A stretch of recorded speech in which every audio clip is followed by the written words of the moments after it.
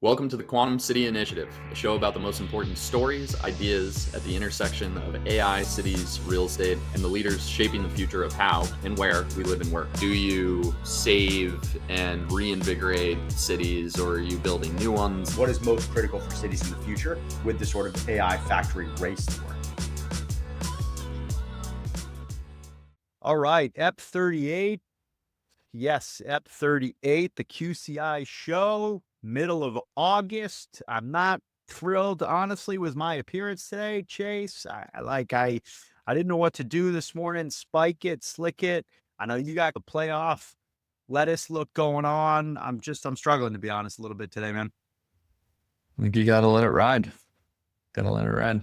I know. I was trying to embrace some of the short hair, get a little boy's regular haircut, but is what it is, man. Just trying to give the people what they want. We got NHL players moving to town. I think you should get back on the hockey lettuce. He does have great Latouche. Weather's getting cold, right? Interesting week, wild week of news. Some good, some bad, some ugly, and then probably the best one more bit of news I think I've ever read in my entire life.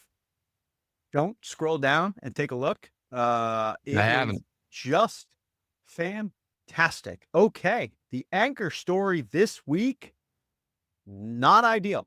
Not ideal. We've been talking about blend and extends. We've been talking about the importance of cheap capital. One of the brand names in commercial real estate, SL Green, had a little issue with a lender. Worldwide Plaza is a 49-story, 2 million square foot tower in Midtown Manhattan, and the keys just went back to the bank. Why does that happen? When you don't have occupancy, or when you have occupancy around 50 to 60%, your negative, or your net operating income, is a negative almost $500,000 a month. Negative $484,000 a month. That almost sounds like an AI startup in the CapEx spending days. Chase, let's talk about, we've talked about blend and extends for a while. Generally what happens, SL Green could go to the bank, kind of kick out maturity. We did talk about the cliff for CMBS loans this year. I guess what was surprising to me about this one, it's SL Green. This isn't a really small developer. This is one of the most prime and respected real estate developers in Manhattan. Did they just want to get out of this one? Stop losing 500K a month? Or is this a trend that we need to follow here? So this all blew up in 2025. Lawsuits were filed from debt holders, and SL Green and RXR's in the cap stack. I believe they locked arms. So this has been being processed for a while. I think the news was that it got messy with the lawsuits for what is a pretty well-known asset in Worldwide Plaza. And all of this came to be because of Kravath, the big law firm, which they were part of the development of the asset, I believe, in the 80s. It's been a part of their brand, is their headquarters. Began looking when SL Green and RXR, I believe, took it over, and I won't nail the years perfectly here. I forget, it is around 2014, 15, 16. The lease that the law firm had was running through 2024, I believe.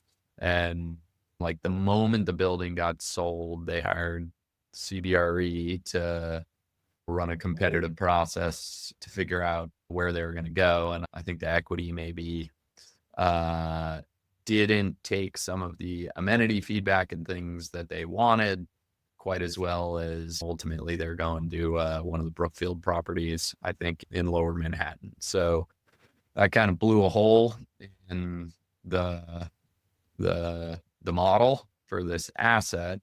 And I think the news here is that active management was just handed from SL to, I believe it was Cushman.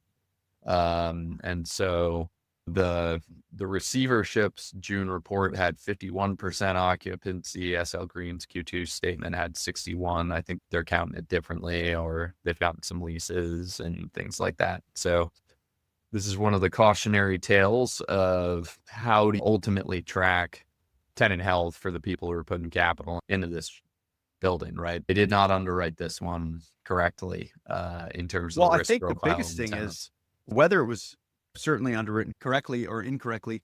I think they were surprised by Kravath. That Mhm. was, I think, the biggest issue is they had underwritten them taking the renewal and they were surprised. And then when you're surprised by somebody not renewing, obviously what would be an anchor tenant over 500,000 square feet in a building, um, it puts them in dire financial straits, which we now just saw. Like that to me is the biggest issue here. You don't have any of their accurate metrics. They couldn't even count their occupancy correctly. I'm sure in their Maybe. model it's correct. I think it's like I think the underlying problem here is that the industry's metrics are antiquated, right? In terms Yep. of even the term occupancy is they're focused on lease occupancy. For people outside of commercial real estate, the amount of, I would say, back and forth there is on disputing rentable square footage versus total square footage of a Right. building, like with What's the the denominator? tools, Fine. yeah, the tools and things that we have today, like that should not be a thing. Like that shouldn't be a number that we're debating. Like these are physically hard assets that are pretty hard to move stuff around in. So sure you can eke out some things with capital projects and all that, but for the most part, like the way that we do data in this industry is it's kind of like how the feds do like job reports and all this stuff. They basically like walk up to people and ask them if they Yes. have a job. Um, so I think we got to modernize our data as an industry. And I think Sell Green, if you actually follow their quarterly earnings, they've had gangbusters performance in 2026. So outside this asset, when you go listen to the overall kind of picture, like they're one of the leaders. And from a personnel perspective, the kind of general word on the street with regards to, let's call it the New York City like Titans, Mark Holliday, the CEO of SL Green, everyone says great guy. And like I was talking to somebody the other day, I won't name them. They were like, yeah, he's like the only normal one. Um, Said he was a family man, all this stuff. So always love to hear that. We're in one JV asset that SL Green is in, so we don't know him well. But you think about what they've done with one Vanderbilt, like Sure, yeah. it's one of, if not the nicest assets in New York City. So I think they've probably learned a little bit from this. And this is why everybody we talk to wants to know how to track tenant health and predict renewals and drive renewals better. To me, you said the data is outdated. Um, Outside of the public REITs, you really don't see a lot of, I guess, financial sort of net operating income data. You don't have to, right? It's private. A lot of the sort of lease comps that hit the street aren't necessarily the fully baked lease comps. There's a lot of sort of free rent tucked in there. There's an element of the financials of some of these private developers operating in secrecy. And then the one unifying metric is square feet. And square feet allows you to calculate some of the occupancy there, like you were saying.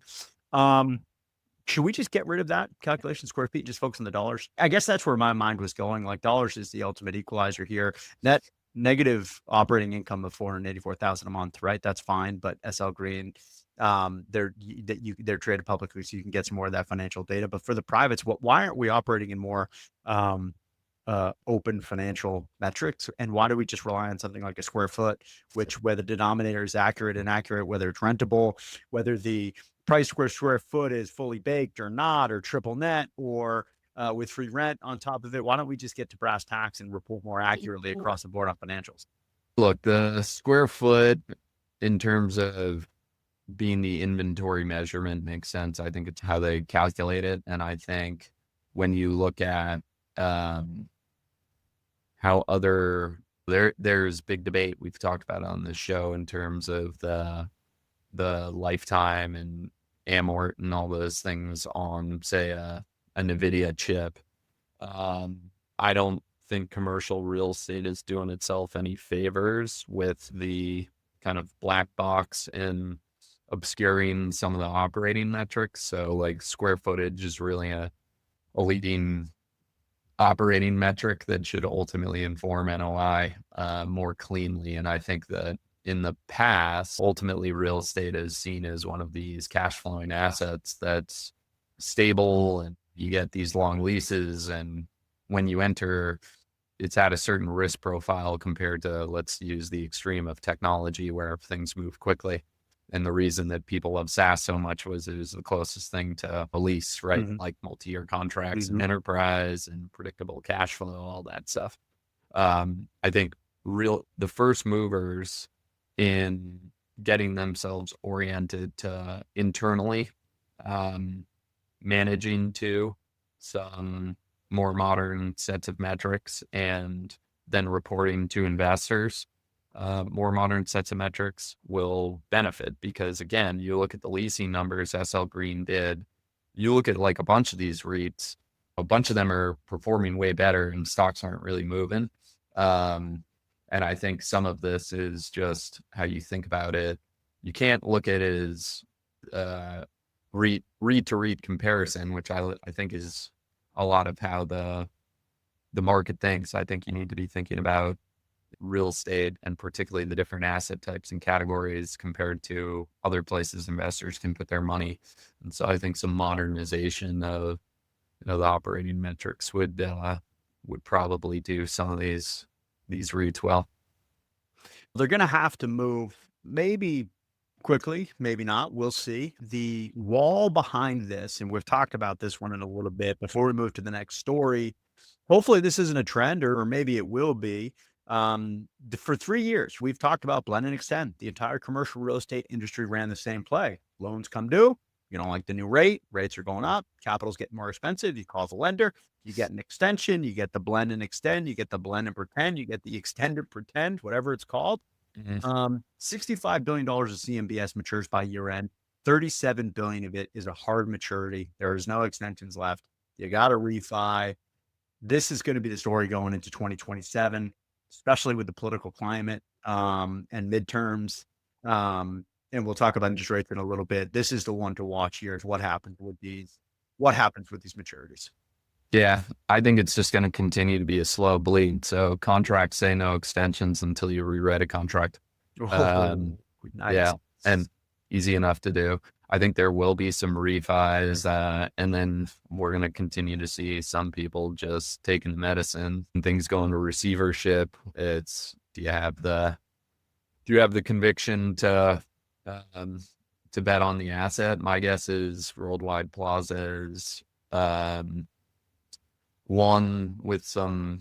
If you put the right capital into the building, that to me feels like a build. I would need to know a little bit more about the asset itself. I don't know enough. Like the outside is, what's a 1980s building, which is there's going to be some limitations on how you modernize it, but I still think that's a viable asset if you do the things you need to do from a amenity perspective and repositioning. You look at Aon Center. We talked about that, I think last week or the week before in Chicago, right down Yeah, on we're the actually lake. putting a GoFundMe together. Yep. If folks want to get in on that, we're gonna buy Yeah. that. So listeners, get your cash ready, get liquid, because we're going to buy the Aon Center.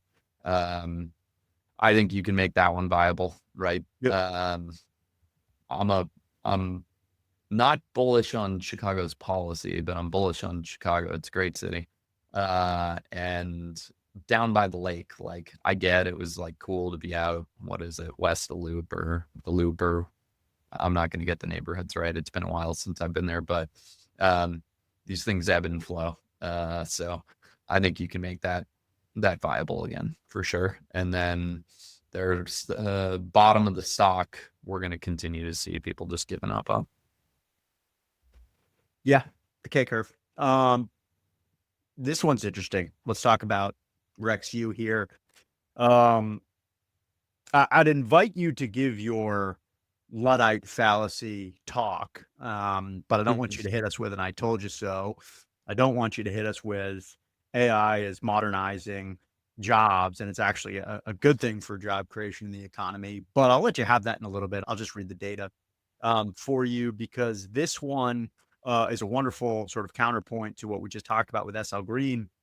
a number I don't think many folks expected in 2026, seeing all the layoffs, seeing all the jobs report, although you just threw a dart on how they calculate that. But listen here, 58% of prime office leases in the first half of this year were expansion deals.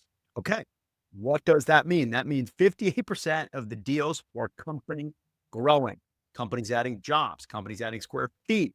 Corporate America, I don't know, is it shrinking? If you look at the jobs report, maybe, but at the top of the market, they're taking more space. Yeah, and I think the way that the market does this, again, it's just like, to be blunt, it's stupid how old the thinking is on this. So when you look at somebody like Comcast that consolidated its ad and tech teams in 140,000 square foot at their Broadway asset near Times Square, the real story of that is, okay, they consolidated there, so the Times Square location benefited. Where did it come out of, right? So this is where we do at a high level leasing numbers. So like when you go into Cushman's total leasing metrics, they include renewals. So it's hard to parse how much of this is net new square footage being taken. So it's going to come out 300 something million square feet. It might sniff 400, but in that 400 is renewed space. So that's not like a fully accurate picture, right? You need net new broken out. You need what's been renewed net broken out, and you need expansion versus completely new asset. Just the way that SaaS does it. So you need those things, and they somewhat track the denominator because they obviously can do total vacancy and then overall absorption. So I think, again, I'm gonna be pounding the drum on modern data for this industry, because what we're talking about is modern data is not even like advanced. It's just it should have been done around 2000. Like once the internet came along, we should be able to make sense of this. Now people don't share their leases, all that stuff. Like all this lives in databases somewhere, so we can be doing a better job on this for sure. Okay, so why not? Because it was such a coupon clipping asset class. Everybody just made money. So who cares? Let's not look under the hood. And if you're in it, you're living large, and it's hard to get in it because a lot of commercial real estate firms and REITs are last names, family money. Mm-hmm. So why not? Why not update these metrics? Why are more people on analyst calls not pounding the pavement? Why isn't there more of a movement to update these metrics outside of whatever, talking our own book on what we're doing? Why are we kind of sitting here moving slow? I think change is hard, number one, and Fine. property is the ultimate commodity. And it used to be, if I got a good location, and like to your point about the families, there were like 14 families that own New York City. New York City's not going anywhere, so I own this. Like, what do you mean I'm not even talking about advanced analytics. What do you mean I need metrics? And people have demand to be in my city, and that's enough. And now it's more competitive. Demand has gotten some significantly more sophisticated. And from everything in terms of how they negotiate leases, CBRE published that case study, bringing it back to Worldwide Plaza, on ultimately how they got like the best terms for Kravath when they went out and did the RFP for the new place. Brookfield pretty much built what they wanted in that. I forget which asset specifically of Brookfield's it was. But like the demand holds a lot of leverage now with digital technologies and the way that people work. So I think it's been resting on our laurels. And when you just look at the industry's composition of talent, you also just have a lot of people that are end of career that, like, what are these damn kids talking about with their metrics? And like, I won't name names, but I've done pitch presentations to a couple CEOs of commercial real estate ownership where they didn't have a screen in the room to present a deck. I had to literally hold the screen in front of the guy at the end of a boardroom table very awkwardly. I will say, when you look at old movies, if you look at my desk right now, if the camera was turned, it's got crap everywhere, but it's got a bunch of computers and screens and God knows what.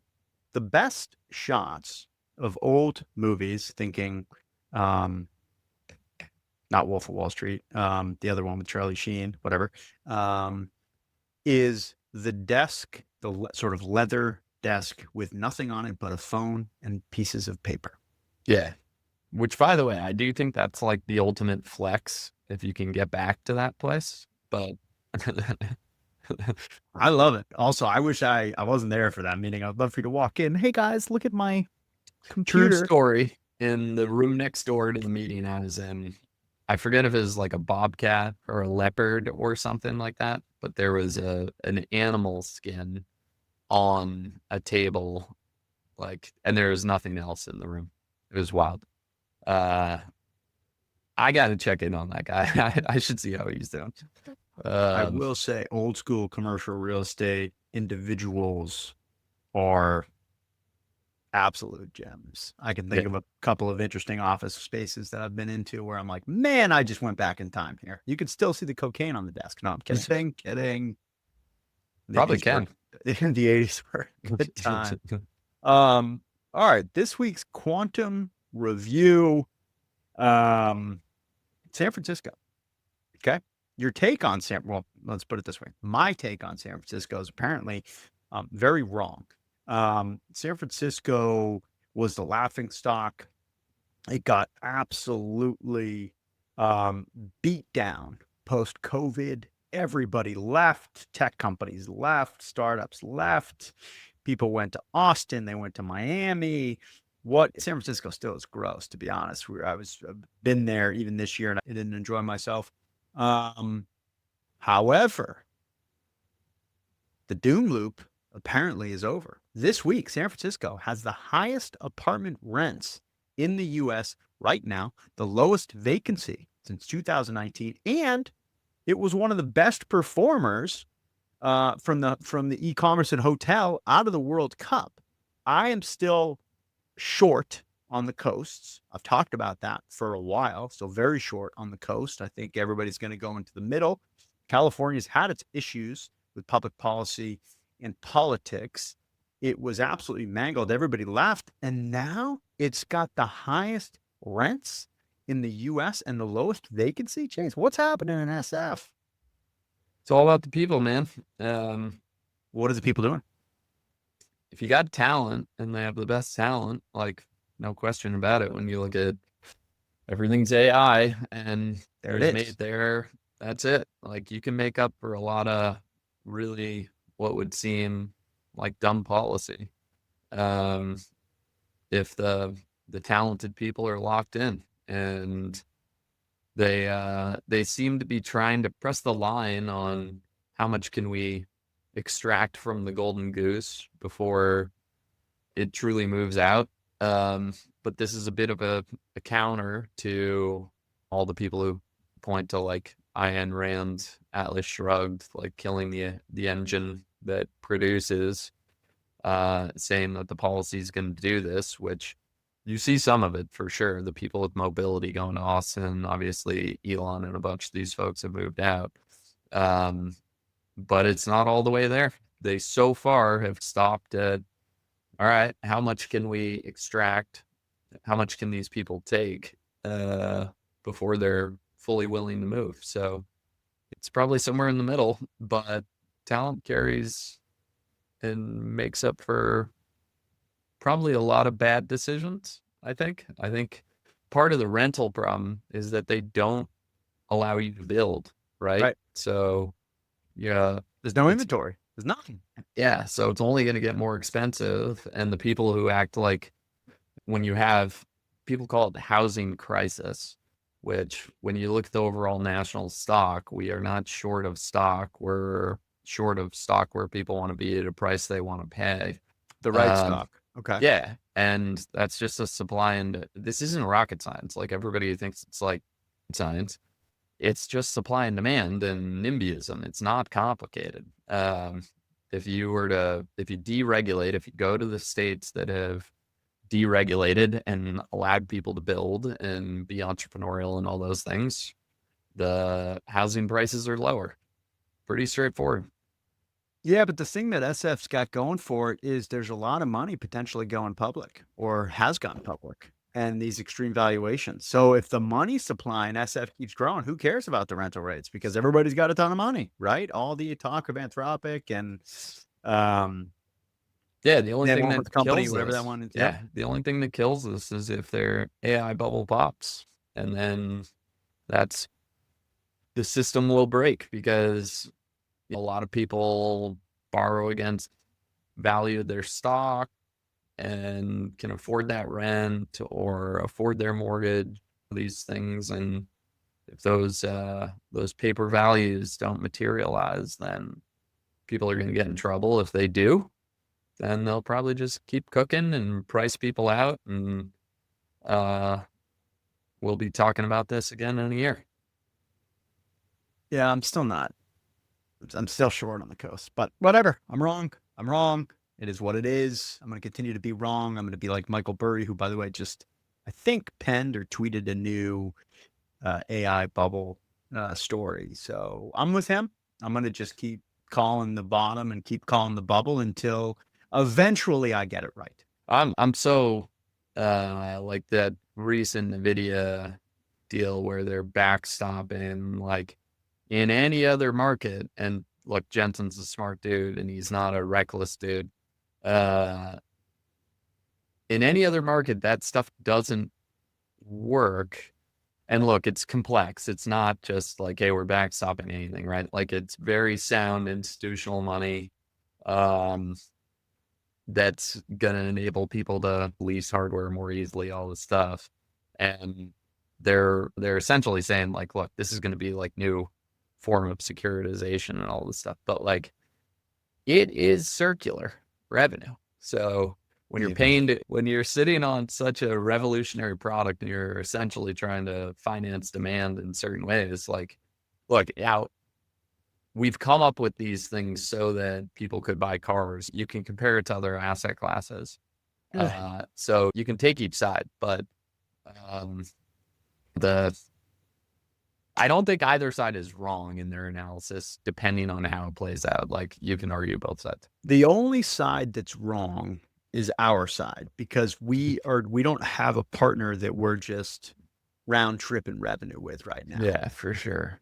So if anybody's interested in throwing a little bill ARR, a couple mil ARR deal together, you give us a couple mil ARR, we'll give it right back to you for a couple mil ARR. Then no money changes hands and everything's fine, right? Is that how it works?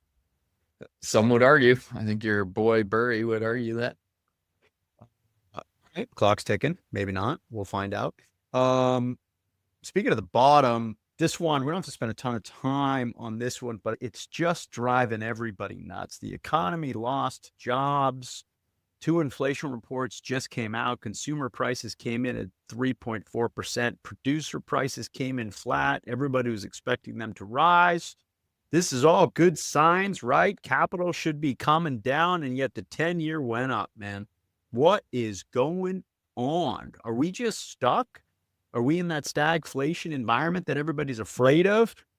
And now, of course, the September rate hikes that people were calling for has now fizzled back down. But the Fed almost has the inability to move the market because the 10-year is moving anyways, regardless of what the Fed says in their meetings or what they do. I mean, it is. I don't really know what to make of it, to be honest. If bad news doesn't move the indicators that it would typically move, I'm not sure what will at this point. I don't really know, because what was the job numbers were? We lost jobs and they had predicted a gain. So that helps for the rate hikes. I think those kind of come off the table. Say with inflation cooling down. Yeah. So Again, this is just like it's like a rock and a hard place. Because you don't want bad news just to lower rates. You want it to be healthy. Like you want to get inflation down. That's for certain. Like, cause that hits ordinary people and people that vote and all that stuff. But the market should be able to work in the current rate environment. Like we've seen kind of the overnight rate at this level. You can make it work. It's more about the rate of change. And I feel like we've kind of stabilized for a while here. So I don't totally understand the conditions on the field. We'll keep an eye out. Obviously massive impact to the industry that we play in. So we'll be watching it. Quick hit number 2. Just love this one, specifically for the financial sort of jockeying instrument that happened here. And it's about malls. Everybody knows I'm a big mall guy. Syracuse Destiny USA, once the 6th largest mall in America, okay, had some financial issues. The owner, I'm not gonna say did the unthinkable because this is a phenomenal deal here, but they're buying the debt back from the bank for 20 cents on the dollar.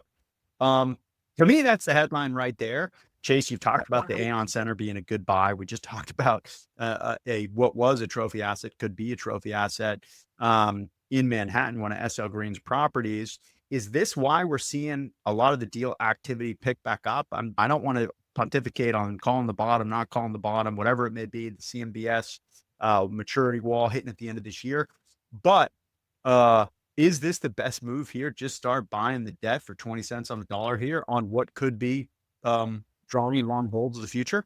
Yeah, at some point we got to work all this out. And this is kind of the system working with it being ugly on purpose, I guess you could say, where the discounted payoff is how like a broken capital structure gets fixed if there isn't a receiver, right? So your lender's willingness to take the deal depends on entirely how credible your operating plan is. And nobody hands you an 80% discount just because you asked nicely. That doesn't happen. It'd be cool if it did. But it's probably going to be good for Pyramid, right? They have conviction that if they just clear the capital structure, then they've got a viable asset. And for time value of money and the timeline that people came in, I don't know who the lender was, but it's probably like there's better uses of capital rather than just working some of these things out. We're seeing this in tech as well, right? There's a lot of zombie unicorns companies. Airtable was the one that was in the news. It 13 billion valuation, sold for 1 point something billion. Now everybody in the news is claiming early stage investors, late stage investors, quote unquote, they all got their money back. But if you do the math on that, I'm not totally sure how that works. But this is where you probably have operating teams in commercial real estate and management teams in tech that are simply looking at time value of their sweat equity. Like, do I want to dig out of the hole or start anew? And why not just get some cash when you can get cash? If you can't get cash, get the cash. Cash is king. My question for you, we're going to jump to quick hit number 5. Your favorite show there, Landman. Where does that take place again? Is that in Texas? West Texas, the Patch. That's fantastic, because here's a story for you about the Permian Basin. The Permian Basin is a massive sedimentary and petroleum producing region in West Texas, spanning roughly 75,000 to 86,000 square miles. I don't know why they can't nail that down, but that's what the internet is telling me, across West Texas and southeastern New Mexico. It is the single largest and highest producing oil and natural gas region in the U.S., accounting for nearly 40% of the nation's crude. Okay, those are facts. We understand that. West Texas landowners, and this could be the subject of a new Landman show, is they want to now be the data center capital of the world. We talked about putting data centers in space. They're talking about putting them in the Arctic shelf. Talked about all the red tape, New York put a moratorium, or upstate New York put a moratorium on data centers. Nobody wants them in their backyard. West Texas said, the hell with you guys. Come to the oil patch. Nobody here will complain. Let's stack up some data centers on top of that oil-rich land, and let's continue to make money for the Permian Basin. What's your take here, man? First off, all those people for the last like decade plus that are saying that data is the new oil. This is somewhat poetic. Sure is. And I always kind of argue when people would needle that. Like it first was like, all right, I look smart by saying data is the new oil. And then it was like, I like smart making fun of people that say data is the new oil. I like to argue with that second group. I never said data is the new oil. That wasn't something I ran with, but Right. they would say like, one is an energy liquid commodity, the other is ones and zeros in a database. How can you say that the point wasn't that they're the exact same thing. They know that. But when you actually think about the oil process, you got to refine oil. And so like when people would be like raw data isn't valuable, you got to refine oil. You got to, let's call it refine data or make intelligence out of data. So there are some analogies. I just think from a show perspective, when you think about Landman, it's not going to be as cool. Like Landman's cool because these guys are like risking their lives doing this work. Like it's rough, it's tumble. And like, you just think about like a bunch of black rim glass data nerds. Like obviously the construction guys are a little rougher and like maybe you could do it on the building of the data center, but and you still have like building techs and stuff like that. Maybe they would be as cool as the oil guys, but it doesn't have the same kind of pizzazz when you think about a bunch of nerds sitting on computers where they're probably not getting in fights with the cartel and stuff like that. Well, so there I'm going to disagree with you now. I think they're going to get in way more fights because I think there's a lot of money to be made. We know about this. There's a lot of money to be made, quick money to be made, fleecing big tech in these data centers. All I keep seeing now is, cartels getting in data centers. That's your new headline coming up. Not the easiest. Nobody more gangster than big tech. So I'm not sure they're the easiest to fleece.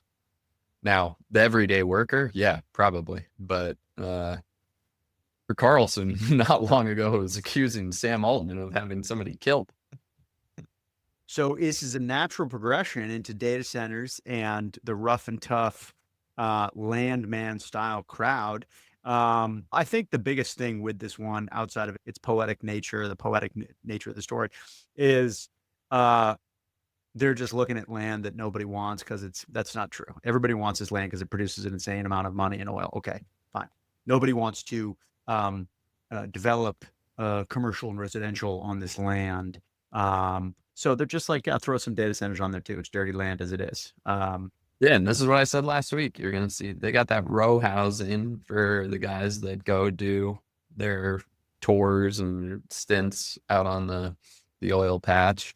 You're going to have row housing for, data center people. And a bunch of nerds hanging out playing video games. Just kidding. These guys, I don't mean to say that. You started it. Well, look, again, there will be the rougher folks who are building them and all that. But I think like it's also less interesting. There's just like the cool thing about the oil industry was that you had these like independent contractors that would go do the dirty work, if you will. Yeah. And ultimately then you get an oil well cooking and it's throwing off oil, then the big guys, whoever, ExxonMobil, all those folks just go buy it up. So you had these like Western cowboy, like I'm going to go strike gold and sell it to the big guys. That's not really how the data center stuff is playing out. It would be cool if more independent operators were going west, going into the desert, being like, yeah, I'm going to spin up a data center and hopefully Altman, Dario, one of these guys ultimately leases it from me, but not really how it's playing out. I think it's cool. I think it's super cool. August the 13th, there was an eclipse. Okay. Yesterday's eclipse stopped roughly 10 to the 20th is it joules of solar energy from reaching Earth. That's approximately 1 year of global electricity generation. The sun outputs energy is truly absurd. Mr. Musk tweeted all other sources of energy combined are utterly insignificant compared to the sun. I don't know. That just caught my eye, man. The eclipse yesterday, for a very short period of time, stopped roughly a year's worth of global electricity generation. Pretty impressive stuff. Yeah, he's been saying this for a while, and the one thing all these people will argue about, like, the viability of it, but what he tends to do is work backwards from the truth, and the sun does produce immensely more energy than anything else in our universe. Obviously, everything revolves around it, so you got to be able to capture it. He's built those things. Now you got to get them in the right place, and the right place, you just think about how light degrades going from the sun to the earth. If you can put those things up in space, you can probably capture it better, and then you got to move the captured energy to where the people need it. But like, he just starts with the truth of like, okay, what's the strongest energy source? It's the sun. Okay, let's just what are the things that need to be true in order for us to tap into that energy source? And he's just going to keep plugging away on it. In fact, there's something called the Kardashev scale, which is like the advancement of societies. And I think the guy's name was Kardashev. I might have that wrong. I don't remember. The Kardashev scale has its leveling of societies. So a level 1, level 2, level 3. And basically, it's like you move up the levels by how much you're able to harvest the energy of the primary energy source of your universe. So in theory, for us, if we could tap and control most of the energy from the star that we orbit, which is the sun, then apparently we can move up the Kardashev scale. And I'm sure that's how Elon thinks. Like, it's a way bigger picture where he's like, okay, the goal is if we can tap enough energy from the sun to become not just multi-planetary, but like multi-galaxy or universe or whatever. It's probably what he's thinking about right now. He tweeted it like something like 14 hours ago. So yeah, could be right now. Yeah. Yeah, the sun is wild, man. It really is. It's not even that big compared to others. Looks big. Sure does. One more bit of news this week. Hopefully you get this question right. Hopefully I'm going to tee you right up for this. I didn't look at it, so I don't really know. Well, it's a question. If you get it right, it's great. If you don't, it's also great because the story's great. When you land at SFO, you've done that a number of times. Yep. Over the last couple of years, you land at SFO and you head downtown. What is the first thing you notice? Come on, baby. When you land, or when driving downtown. You land at SFO, you're in your Uber, and you're heading downtown. What do you notice about the drive? Outside of just the landscape, which for an East Coast person is fascinating, every single billboard is for software. Got it. Okay. It's amazing. They just market to themselves. It's crazy. Thank you. All right. Today's story is all about a billboard. So the hottest AI product. Love billboards, man. They're making a comeback, especially in that market. There aren't more billboards down by us, little old Route 3, Massachusetts. Thinking about getting involved in some billboards, to be honest. I'm going to put solar panels on because I got to get some of the sun. But okay, in San Francisco, heading downtown, the hottest AI product is a piece of software. Listen to this story. A 32-year-old Stanford grad, an ex-Google marketing manager, spent $6,000, not a ton of money, on a billboard in Soma and SF, advertising a new AI chat platform called ChatTJB. ChatTJB. Got an ad platform. This is just like every other AI product out there. Except it's not, man. It's just him responding to people by himself, typing back to strangers 10 hours a day. No AI, no model, no training data. The image requests are hilarious. People are asking him to draw images, and he's drawn it on a chat on a MacBook trackpad. It's absolutely fantastic. This guy is blowing up. It's what a gift of marketing for chat TJB. People joke about this all the time. What if what I type into Anthropic is just a bunch of nerds sitting there typing back to me? Chat TJB, my friends, and what this guy advertised, just him sitting back responding to people. Did anybody figure out like why he did this other than just being awesome? So the memes are hilarious. He announced it. I saw this on it popped up on my Instagram feed yesterday. He traces it to the idea of cognitive surrender. He's basically just toying with all of us. Nerd out. Nah, like if there's some sort of, if this guy was just like, yeah, wanted to chat like that, I'd be cool with. Super lonely, didn't have any surrender. friends, just launched it so people would talk to me. Yeah, if there's some sort of like bigger, like, now please read my position paper on technology, like, dude, you're a marketing guide, go well, get out of here. But this is something that the San Francisco people will be up their own asses about, no doubt. Look, anytime you control the tech community in San Francisco, it's a very good thing, because while I talked about them nicely earlier in the show, they're very smart people in terms of building technology, but there is a very weird groupthink in San Francisco, unlike in any other community I've been a part of. I think we've talked about Brian Johnson, the Live Forever guy. So the last time I was getting lunch in San Francisco, it was probably like 2-3 years after he had come out. So this is probably like a year ago. And the big craze, because like you go work in Silicon Valley and you have to like become a robot replica of the persona of somebody who works in Silicon Valley, apparently. And so they're all obsessed with like, nobody drinks, it's health and wellness, like all this. Well, you were into Soylent back in the day.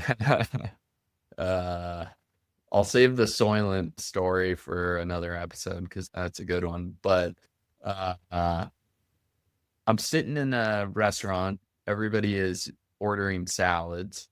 And I see all these people with these little plastic baggies with like gold liquid in the bags. And I'm like, what the hell? I'm like the only person who doesn't have. And I asked the guys having lunch with, I'm like, what the hell's everybody got? What's in these bags? And he's like, oh, Brian Johnson talks about how like the olive oil or whatever oil they put on like the typical salad out here is like super manufactured and bad. And you got to get the whatever brand, I don't know his brand, but you got to get the Brian Johnson olive oil. Of course. And so these yahoos are walking around with their own bags of friggin' olive oil. And I was like, my God, you can really get people here to get on board with the cause, if you will. So good on this guy, so long as he's just like, I'd much rather, instead of him being like, I want to write thought pieces about technology and society, coming out and being like, for my next trick, yeah, I mean, do something funny, man. Yeah, fool us again. This is great press. People are sheep. Love every second of it. Yeah, I'm not reading that paper. I'm sure people got a good laugh. The memes are great.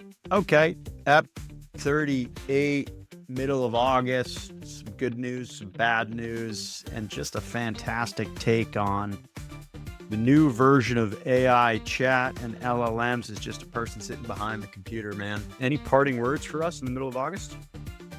No, I'm torn on whether I go chat with TJB right now or not. I gotta go figure that out. And chat with Chat TJB, not Chat GPT, Chat TJB. Say that 5 times fast. Screen record. We'll put it in the show. Thanks for coming out, everybody. Great show.